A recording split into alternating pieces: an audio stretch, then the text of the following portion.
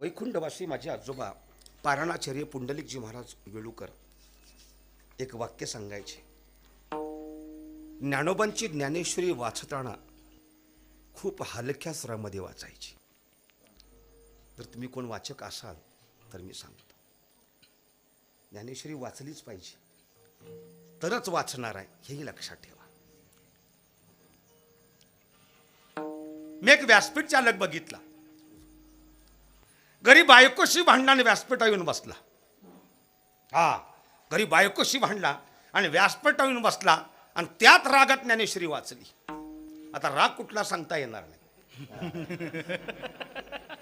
आले का वाचक?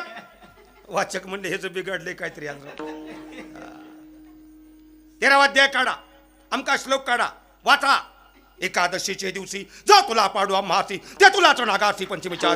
जाऊ तर मोठा काय गरज आहे का पुन्हा बायकोशी भांडणात मार खाऊन येते जा. माऊलींच्या अक्षरावनी का राग काढतो रे बाबा.